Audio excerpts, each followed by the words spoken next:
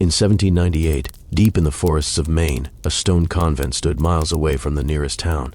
Families sent their daughters there to be fixed. Some returned, quiet, obedient, unrecognizable. Many were never seen again. For more than a century, the truth about what happened inside those walls was buried in sealed records. Tonight, we open them. At the time, Maine was not yet a state. It was a rugged frontier, still part of Massachusetts where survival mattered more than questions. Small coastal settlements clung to the edge of the Atlantic, while inland forests stretched for miles, dark and largely unexplored. People here were used to hardship, isolation, and silence. And silence, as it turned out, was exactly what allowed the Convent of Eternal Tears to exist. The Ashford sisters arrived in the coastal town of Millbridge on a gray October morning, their black carriage rolling in through a curtain of sea fog. Townsfolk paused their work to watch. 3 women dressed in severe gray habits stepped down with the quiet confidence of people used to authority. Mother Superior Agatha Ashford led them. She carried herself like nobility, chin high, posture perfect, her silver-streaked hair tucked neatly beneath her veil. Her pale eyes missed nothing. When she spoke, her voice was calm, refined, and impossible to argue with. Behind her came Sister Prudence, tall and thin, with long, delicate hands that never seemed to shake. She said little, but her gaze lingered too long on people's faces, as if memorizing them. Last was Sister Temperance, the youngest. Strikingly beautiful, with dark eyes and porcelain skin, she drew attention everywhere she went. But there was something unsettling in the way she watched others. Not with curiosity, but with assessment. They claimed to be Anglican sisters fleeing persecution in England. They spoke of creating a sanctuary for women suffering from spiritual and emotional disturbances. A place of quiet correction, a place of healing. Frontier towns were full of families struggling with daughters who didn't obey, wives who spoke too loudly, or women who resisted the narrow roles society allowed them. The sisters' offer sounded like a blessing. Within weeks, the Ashfords purchased nearly 200 acres of forest land 15 miles inland. The price they paid was shockingly high, but no one complained. Money like that didn't ask questions. Construction began immediately. The building that rose from the wilderness over the next 8 months did not look like any convent the locals had ever seen. Its walls were thick gray stone, more like a fortress than a house of prayer. Windows were narrow and set high, too high to see through from the ground. Heavy oak doors were reinforced with iron bands, and beneath it all, workers were ordered to dig a deep, sprawling basement with reinforced ceilings and unusual drainage channels. When laborers asked why a convent needed such features, Mother Superior Agatha would smile gently. True penitence requires separation from the world, she said, and some souls require stronger boundaries than others. Most accepted that answer. Faith, after all, often required mystery. By the winter of 1799, the Convent of Eternal Tears opened its doors. The first women arrived quietly. A daughter who refused an arranged marriage. A wife who had spoken publicly against her husband. A young woman rumored to read forbidden books. They entered through the front gates with their families watching, hopeful, relieved. The gates closed behind them, with a heavy iron sound that echoed into the trees. No one in Millbridge realized they had just heard the beginning of a 30-year nightmare. At first, the system seemed gentle. That was the genius of it. When new arrivals reached the Convent of Eternal Tears, they were welcomed with soft voices, warm broth, and reassurances that their suffering was not their fault. Mother Superior Agatha spoke to each woman privately on the first night, asking about her sins, her disobedience, and the burdens of her mind. Many of the women cried with relief. For some, it was the first time anyone had listened to them without anger. But comfort inside the convent came with conditions. On the second morning, the rules began. Silence during meals, eyes lowered in hallways, no speaking without permission, no mirrors, no personal belongings. Sister Temperance explained it with a calm smile. The outside world filled your minds with pride and rebellion. Here, we empty you, so God may fill you properly. Days followed a rigid schedule, prayer before dawn, scripture copying, long periods of stillness called reflection hours, and private counseling sessions in rooms where windows were covered with thick cloth. The women were told these sessions would cleanse their spirits of harmful thoughts. At first, the counseling seemed like ordinary confession, but gradually, something changed. Sister Prudence began introducing corrective measures. Women who resisted instructions were separated from the others and taken downstairs for deeper spiritual work. They would return hours later, pale, exhausted, and strangely quiet. When asked what happened, they always gave the same answer: "I was stubborn." The sisters helped me let go of that. The others began to fear the basement without ever seeing it. Food portions also shifted. Women who obeyed received warm bread and stew. Those who questioned were given thin broth and stale crusts. Hunger, the sisters explained, sharpened humility. Sleep became another tool. Some nights the bells rang every hour, forcing everyone to wake and kneel on the cold stone floor in prayer. Other nights, no bells rang at all, and the silence stretched so long that the women lay awake in dread, waiting for something they couldn't name. Weeks blurred together. The strongest personalities faded first. Mary Prescott, once known in Millbridge for her laughter and stubborn wit, stopped speaking by her third week. She moved slowly now, hands folded, eyes unfocused. When Sister Temperance praised her progress, Mary smiled faintly, as if from very far away. Another woman, Eliza Morton, tried to escape. She slipped out during firewood duty, vanishing into the trees at dusk. The alarm bell rang within minutes. Lanterns lit the forest. By midnight, she was brought back through the gates, shivering and sobbing. The next day, she was gone. The sisters told the others she had been sent home early, fully reformed. No one believed it. After that, no one tried again. Dr. Samuel Hartwell visited twice a month, arriving on horseback with medical crates strapped behind his saddle. He never stayed long. The sisters met him privately in the lower levels, and he always left with a purse heavier than when he arrived. To the town, he reported encouraging news. "The sisters are doing remarkable work," he said. "I've never seen such success treating female hysteria and moral instability." Families clung to those words. It was easier than imagining the alternative. By the winter of 1802, the convent was full. Dozens of women lived behind its stone walls, moving through the halls like quiet shadows. Their voices had softened. Their movements had slowed. Their former selves seemed to dissolve day by day. And beneath them, in the reinforced basement carved deep into the earth, the real work of the Ashford sisters had only just begun. The basement was not a cellar. It was a laboratory. The stairs leading down were narrow, steep, and always locked. Only the Ashford sisters and Dr. Hartwell carried keys. The air grew colder with every step, tinged with the sharp scent of vinegar, metal, and something darker beneath it, the iron smell of blood that no amount of scrubbing could fully erase. The room at the bottom stretched wider than the building above suggested. Thick stone walls muffled sound. Hooks, pulleys, and drainage grates had been built into the floors with deliberate planning.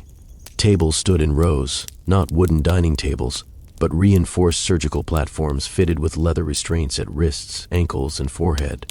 Shelves lined the walls. Glass jars, bone saws, hand drills, needles longer than fingers, thin metal rods of varying lengths. Everything was cleaned with obsessive care. Mother Superior Agatha stood at a central desk covered in notebooks. Her handwriting was precise, elegant, almost beautiful. Each entry listed a woman's name, age, presenting condition, and the intervention performed. She did not see cruelty. She saw data. Sister Prudence was the hands. Steady, silent, exact. Her training had not come from any convent. Years earlier in Edinburgh, she had studied under a surgeon experimenting with the idea that madness lived in the brain as surely as tumors or fevers. If a damaged limb could be cut away, why not a damaged thought? Here, far from European oversight, she was free to continue the work. Novice Temperance played the role of comforter. She held hands, whispered prayers, wiped tears. Her soft voice made the women trust her, even as she tightened straps around their wrists. The procedures began small. First came isolation, days without speech, hours in darkness, repetition of prayers until voices went hoarse. Agatha recorded how long it took before resistance weakened. Then came the physical corrections. Prudence believed certain regions of the brain governed disobedience, sexual desire, defiance, imagination. With crude tools and guesswork disguised as science, she drilled small openings into skulls and inserted probes, searching for the parts that made a woman unmanageable. Many patients did not survive the early attempts. Those deaths were noted clinically. Subject expired during intervention. Excess agitation prior. Failures, Agatha insisted, were necessary steps toward progress. But some lived. and those were the true proof in the sisters' minds that their work was righteous. The survivors returned upstairs different, quiet, compliant, emotionally flattened. They no longer cried for home, no longer argued, no longer dreamed. Families called it a miracle. Inside the convent, it was called completion. One night in January 1803, Mary Prescott was brought below. She had once laughed loudly enough to turn heads in church. Now she lay strapped to the table, eyes glassy, lips trembling as Temperance stroked her hair. "This will free you," Temperance whispered. Mary tried to speak, but only a weak sound came out. Prudence worked for nearly 2 hours. When it was over, Mary survived. She returned upstairs the next morning, walking slowly between the sisters. She did not look at the other women. She did not react when her name was spoken. She simply folded her hands and sat where she was placed. Agatha wrote in her ledger, "Prescott Mary, excessive willfulness resolved." Word of the convent's successes spread even farther. More women arrived. More coins filled the Ashfords' coffers. And deeper in the forest, beneath stone and prayer and false piety, the sisters refined a practice the world would not name for another century. They believed they were removing sin. In truth, they were removing pieces of the human mind, carving obedience where personality used to live. And they had only begun to understand how much they could take before the light went out completely. By the winter of 1806, the Convent of Eternal Tears had perfected its illusion. Upstairs, quiet women knelt in prayer. Downstairs, minds were being dismantled piece by piece. Families kept arriving with daughters who spoke too loudly, wives who asked too many questions, sisters who read books not meant for them. The sisters welcomed them all with soft smiles and colder intentions. But in March of that year, a girl arrived who did not fit their pattern. Her name was Eleanor Whitcomb, age 17. She had been sent by her uncle from Portland after refusing an arranged marriage to a shipping merchant twice her age. The family called her stubborn, disobedient, influenced by dangerous ideas. What they didn't know was that Eleanor possessed something the Ashfords had never encountered. She was observant. From the moment she entered the convent gates, Eleanor noticed details other women missed. The windows were too high, the doors locked from the outside. The sisters never blinked when someone cried. During her first week, she pretended compliance. She bowed her head, spoke softly, repeated prayers, but her eyes were always moving, counting steps, watching keys, listening. At night, when the other women slept in exhausted silence, Eleanor lay awake tracking sounds through the walls, footsteps above, whispers in hallways, and sometimes the faint scrape of metal far below. On her 10th night, she saw something that confirmed her fears. Mary Prescott, the girl who had returned months earlier reformed, woke from her bed and walked toward the corridor without a word. Her movements were slow, mechanical, like a sleepwalker. Eleanor followed at a distance. Mary stopped at the stairwell door. She didn't knock. She didn't hesitate. She just stood there, waiting. Moments later, Sister Temperance appeared, smiling gently as if greeting a friend for tea. She unlocked the door and guided Mary downward. Mary did not resist. Mary did not speak. Mary did not look alive. Eleanor's stomach turned cold. The next day, she began to test the boundaries. She asked questions disguised as innocence. "Why are the basement stairs always locked, sister? Why do some girls never come back upstairs? Why do the ones who return never laugh?" Temperance answered with soft theology. Agatha answered with firm doctrine. Prudence didn't answer at all. She only watched Eleanor with thin, calculating eyes. 3 days later, Eleanor's name appeared in Agatha's ledger. Whitcomb, Eleanor, excessive curiosity. That night, Temperance came for her. Eleanor did not scream when they let her down. She had already made a decision. If she was going to die here, she would not go quietly. In the basement chamber, the air burned her throat. The smell of oil lamps mixed with chemicals and something coppery and old. She saw the table, the restraints, the instruments laid out with surgical neatness. Prudence approached, sleeves rolled, expression calm. "Fear excites the nerves," she said coolly. "It complicates the work. Try to remain still." Eleanor looked straight at her. "You're not curing anything," she said. "You're erasing people." Prudence paused. No one had ever spoken like that on the table. Agatha stepped forward, voice smooth as silk. "We are saving them from themselves." "You're afraid of women who think," Eleanor replied. For the first time in years, Agatha felt something unfamiliar. Not doubt. Threat. Eleanor began talking fast, about families who would come looking, about towns already whispering, about hunters in the woods. Some of it was truth. Some was desperate invention. But it planted a seed. Prudence hesitated. Just for a moment. And in that moment, Eleanor moved. She drove her knee upward, catching Prudence off balance. An instrument tray clattered to the floor. Temperance gasped. The oil lamps flickered wildly as Eleanor twisted, slipping one wrist free before the sisters could react. She didn't run toward the stairs. She ran toward the shelves. She grabbed the first glass jar her hand found and hurled it at a lamp. Flame exploded upward. Oil caught. Fire climbed the stone wall like it had been waiting. For the first time since they arrived in Maine, the Ashford sisters were not in control. The flames spread faster than anyone expected. Oil lamps shattered. Alcohol stores ignited. Dried herbs and paper records caught like kindling. Smoke rolled across the stone ceiling, thick and choking. Eleanor didn't think about escape routes. She only thought one thing. If this place burns, the truth burns into the world with it. Temperance screamed as fire climbed the shelves. Prudence tried to smother the spreading flames with a heavy cloth, but the oil had already reached the wooden storage racks. Glass shattered. Chemicals hissed. The air turned toxic. Agatha did not panic. She calculated. "Get the ledgers," she ordered, voice sharp as a blade.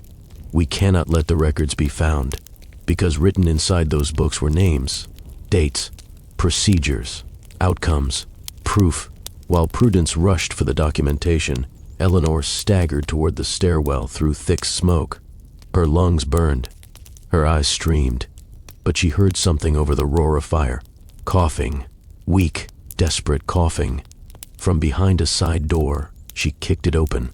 Inside were 3 women on narrow cots. Shaved heads, vacant eyes, bodies too weak to stand.